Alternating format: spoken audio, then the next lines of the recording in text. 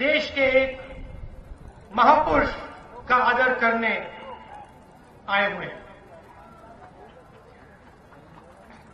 बाबा साहब अंबेडकर दलित और कमजोर लोगों की जिंदगी में रोशनी लाई थी। उन्होंने अपनी सोच से हजारों साल पुराने जातिवाद की दीवार पर एक जबरदस्त चोट मारी। शिक्षित बनो, संघर्ष करो, संगठित रहो का उनका संदेश आज भी जोरों से गूंजता है। बाबा साहब के योगदान को देश और जाति की सीमाओं में नहीं बांधा जा सकता। दलितों के लिए बाबा साहब ने बहुत काम किए, लेकिन वो सिर्फ दलितों के नहीं है। महिला अधिकार, मजदूरों के लिए कानून और रिजर्व बैंक ऑफ इंडिया बनाने में बाबा साहब का बहुत बड़ा योगदान है। बाबा साहब अत्याचार के खिलाफ विरोध के एक प्रतीक थे। वो सिर्फ हमारे देश के नहीं बल्कि पूरी दुनिया के थे।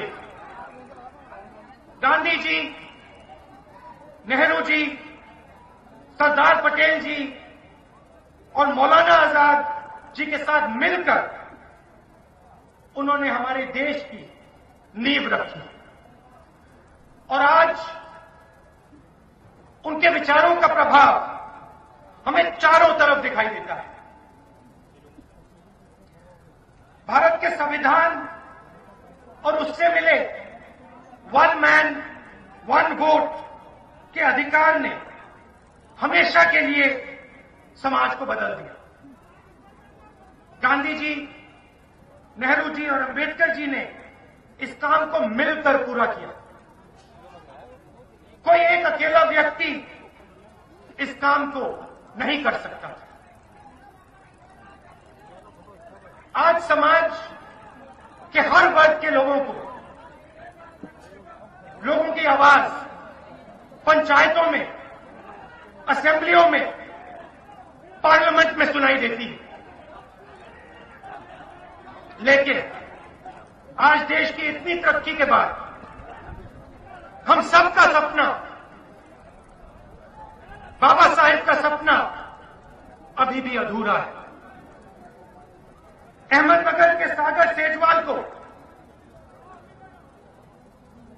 बाबा साहब के रिंगटोन, अपने फोन पे रिंगटोन लगाने के कारण मार दिया जाता है।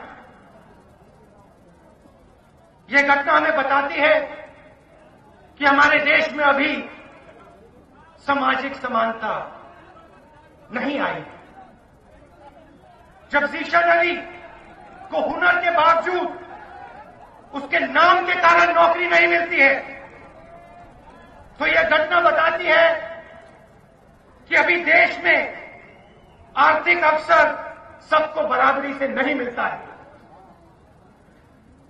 जब आईआईटी मद्रास में कुछ छात्रों की आवाज को सिर्फ इसलिए दबाया जाता है क्योंकि वो अंबेडकर पेरियार स्टडी सर्कल से जुड़े हुए हैं, तो ये घटना बताती है कि कुछ लोगों के अधिकार आज भी छीने जा रहे हैं। जब बाबा साहेब ने जातिवाद को खत्म करने की बात की तो वो कोई असंभव बात नहीं थी। जाति धर्म के आधार पर कोई भेदभाव नहीं होना चाहिए। हमारे संविधान में सभी भारतीय समान हैं। सभी भारतीयों को समान अधिकार और बराबरी का हक मिला है। बाबा साहब का जातिवाद खत्म करने का सपना, एनाइलेशन ऑफ कास्ट का सपना आज भी अधूरा है। आज भी हमारे देश में जाति को महत्व दिया जाता है। संविधान के लागू हुए 65 साल हो गए, लेकिन जातिवाद आज भी हमारी राजनीति, हमारे स्कूलों और हमारे दिमाग में बसा है। जाति आपको शायद राजनीति में आगे बढ़ने दे, लेकिन नौकरी पाने से रोक सकती है। इस देश में आज आपको कोर्ट में न्याय पाने से शायद ना रोका जाए, लेकिन स्कूलों में अच्छी शिक्षा पाने से रोक सकती है। सच्चाई यह है कि आज भी भारत में, हमारे देश में जातिवाद से कोई नहीं बच सकता। हमें जातिवाद को जड़ से उखाड़ कर फेंकना है। अगर जातिवाद का मतलब किसी को अधिकार देना और किसी को अधिकार से दूर रखना है, तो हमारी लड़ाई सबको अधिकार देने की लड़ाई है। आपकी लड़ाई सबको अधिकार देने की लड़ाई है।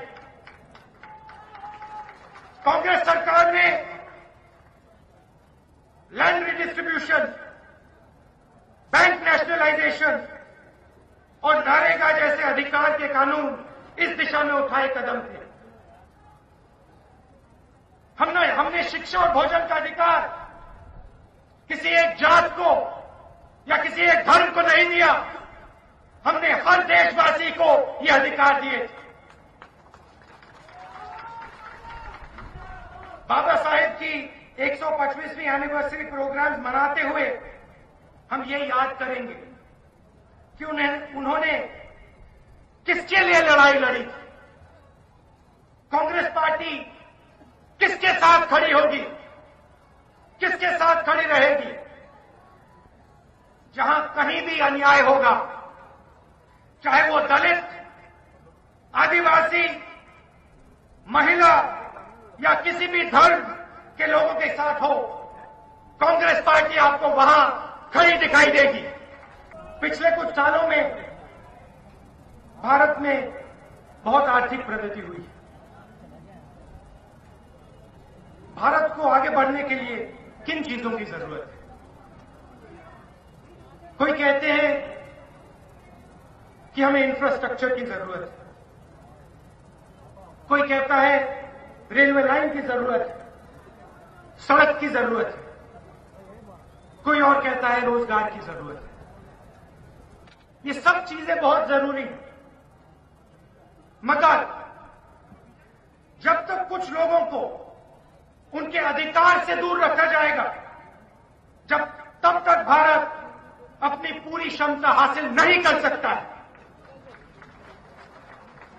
मैं चाहता हूं कि पिछले 10 सालों में जो आर्थिक प्रगति हुई, उसका फायदा उठाकर सब लोग आगे बढ़े। हर एक व्यक्ति को, इस देश के हर एक व्यक्ति को आर्थिक प्रगति का फायदा होना चाहिए। सभी वर्गों के लड़के और लड़कियों को सरकारी ही नहीं, प्राइवेट नौकरी मिलनी चाहिए। सभी धर्म और वर्गों के लोगों को एंटरप्रेन्योर बनना चाहिए, बड़ी बड़ी कंपनियों में सीईओ बनना चाहिए और बड़े सरकारी पदों पे काम करने का मौका मिलना चाहिए। इस पर कोई दो राय नहीं हो सकती।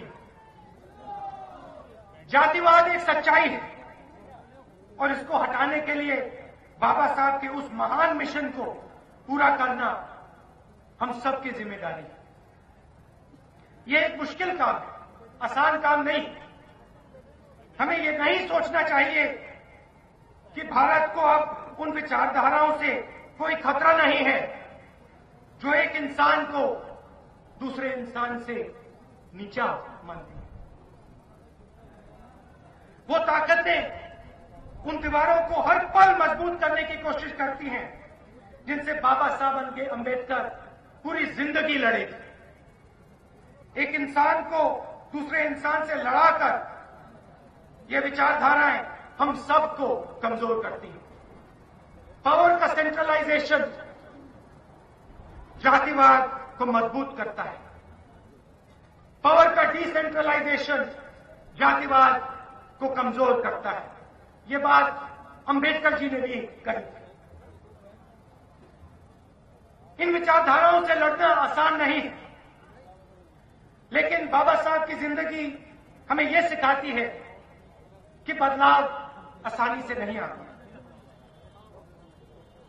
वो भी इस बात को जानते थे और समझते थे कि कमजोर लोगों को दबाने के लिए हजारों सालों से बनी ये दीवारें रातों रात नहीं टूटी और हमें इसके लिए लगातार कोशिश करनी पड़ेगी।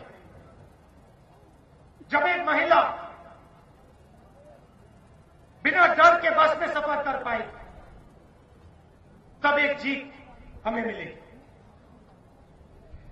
झाबुआ का एक युवा एंटरप्रेन्योर या फिर अलीगढ़ का एक कॉलेज स्टूडेंट, सबको इस इकोनॉमी में शामिल होने और आगे बढ़ने का मौका मिलेगा तो दूसरी जीत हासिल होगी। हर एक जीत से आस्ते आस्ते ये दीवारें टूटेंगी। लेकिन मैं यहां याद दिलाना चाहता हूं कि बाबा साहब के सपने को, मिशन को पूरा करना, मिशन को पूरे करने की जिम्मेदारी मेरी, कांग्रेस पार्टी, आपकी और देश में हर एक नागरिक की है। सबको आगे बढ़कर जातिवाद को हराने के लिए अपनी जिम्मेदारी पूरी करनी होगी।